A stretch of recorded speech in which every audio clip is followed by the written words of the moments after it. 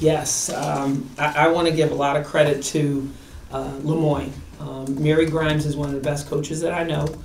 She's a great friend. I'm always rooting for her. Tonight was tough because, we wanted to come out with the win, and we did. But I think she had her team well prepared. They were hungry. They came in here wanting to win. I'm very proud of our group that we had the will to win. No matter what, there was a lot of adversity tonight that we faced, the ups and downs of what a game is, a college basketball game. And I think for the fans, this was a great game to watch. For somebody coaching this game, it was a little difficult at times, but I'm just so proud of the history that we made tonight. And, a lot of it has to do with, Angel being here for 5 years and wanting to come back and be a part of something special, to take this program again to new heights, and, Aaliyah following her lead, and the rest of the team. It was tremendous tonight. I was overwhelmed after the game, just knowing all the players that have come here before that have wanted the same thing that's happening right now. So this is for all of the alumni, not just us and how we got here today, but they are a big part of the shoulders that our young women stand on. But I am so proud of the effort and the energy today. All right, open up for questions. This question is for Angel and for Aaliyah. I'll start with Angel. You guys have played in, 4 or 5 postseason games this year in the last 2 weeks. How does playing in all those games like you did in Atlantic City help you prepare for games like this? Just knowing that everybody is hungry. Both teams are always hungry, and it really comes down to the fundamentals, those little things like boxing out or those 50-50 balls and just hustling. It comes down to hustle because all teams in the postseason are good. All teams in the postseason want it, and they help that well. So it's about who's willing to do everything. Same as Angel, like everybody wants it, but who really wants it more? Like she said, it comes down to little things, discipline, following the game plan, and just like having the right mindset. I guess Angel, the offense as a whole, especially you, so like down the stretch in the second half, how would you describe maybe what you and everyone else was seeing on the floor against Moyne, because it was going so back and forth? Basically, I think we really just wanted to stick to what we knew that we could do, and trusting that. So not getting too caught up in the back and forth, because it was going back and forth, being able to keep a level head and doing what we know. Angela, your team came out fast. You raced out to that early lead. Then Moyne quickly got back in it. What did they do to counter your team's defense and really make this a game and stay competitive? They didn't give up. They when we got that lead, they took that punch and they were ready to give it back. Aaliyah, you also had structures offensively as well. How would you describe maybe how the ball movement was tonight against Moyne?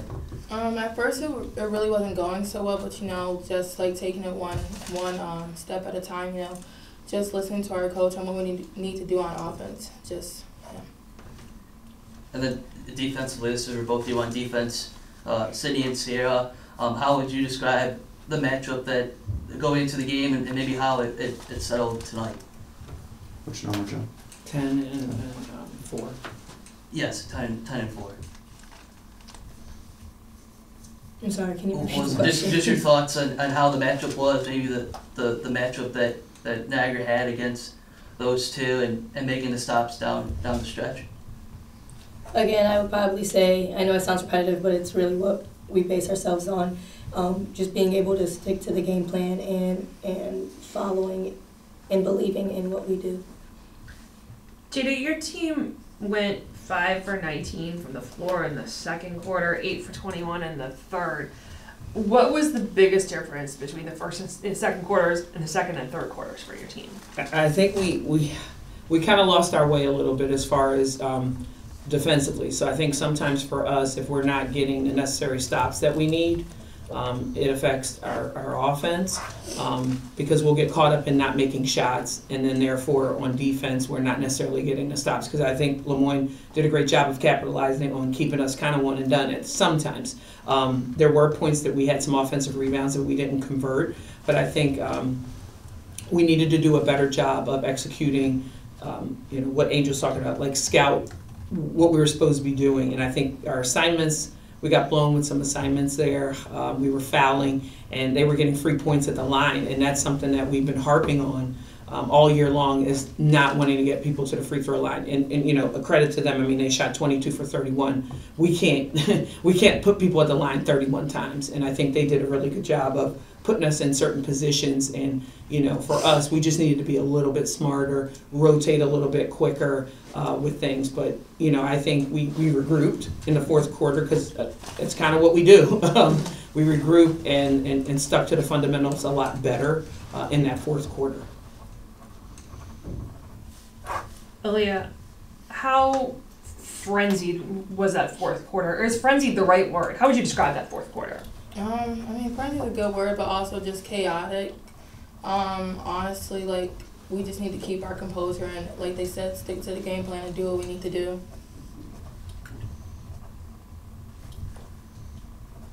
I guess, Jada, as we talked in the past too about, you know, starting on the defensive end. Just, was there anything going into late in the fourth quarter when it was going back and forth of how it settled in and maybe how it finished on the defensive end? I think we did a better job the last couple of minutes of that fourth quarter, and understanding that it was one stop at a time. Because I think sometimes we get caught up in looking at the score and worrying about what's next instead of worrying about what's important now. And I think what we did down the stretch in those last like three minutes or so was we focused on one possession at a time. We wanted to be aware of where Sierra, you know, Lennon was going to be, because she had a hot hand, and we knew they were going to try to find her, especially with the deficit that we created for them. They were going to look to get downhill, kick to her to get some threes, and to her credit, she made some tough shots down the stretch. I know you mentioned at the beginning about this being a big moment for the program, the alumni. How do you hope to take, you know, this win tonight and to keep going and face Vermont and all the this atmosphere tonight and all the energy? Yeah, the atmosphere was tremendous. I was remiss with not saying that in the opening statement. Our fans really showed up and showed out tonight. Family, friends, the community just embraced this team like they have all year. This was our biggest crowd, I think, outside of Kids Day, so that meant a lot. I think for us, it's just momentum. And now that we've got the one under our belt, I think we can kind of carry this thing as far as we can. You know, the Catamounts are a tough team. Very familiar with them because I know their head coach. I coached her at Marist, so I know that they're going to be ready to go on Monday, but we will be ready to match whatever it is that they're giving to us. Jada, you know, Chardonnay had an off night. Aaliyah and Amelia were in foul trouble in the fourth. I asked you this every game. You know, Yep. How important is it to have that bench and have that depth? You know, I saw Destiny step up tonight. You know, I saw Ari Hicks as well. How important is it for these girls to come through, women to come through, especially at this time of the year? It's huge, because I think when it comes down to, you know, March Madness and playing in a postseason tournament, it's not necessarily your starters. You kind of know what you're getting for the most part, but who else is going to step up? I think Chardonnay gave us what she could tonight.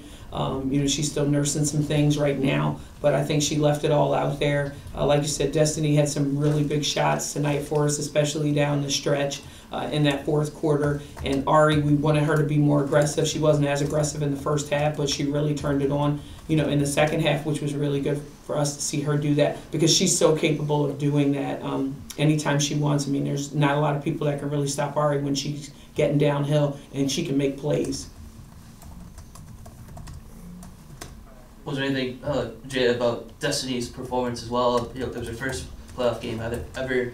Just your thoughts on how, you know, she had those big plays as well offensively. I mean, she came here for a reason. We did fall short of the goal that we had of winning the MAC, you know, championship, but we also wanted to play in postseason, and this is what she's always wanted for her whole career. And, you know, it is her birthday today, like it is mine. So I think there was a little bit extra there of, you know, wanting to get this win and not this being her last game. You know, she and Angel, they talked at length about it, and Sage all week about they want to keep going. And I think for her today, this was huge for her to be able to make those shots and feel good, because we know that that's what Destiny's capable of doing. She's done it several times this year, and just it was great to see her do it tonight.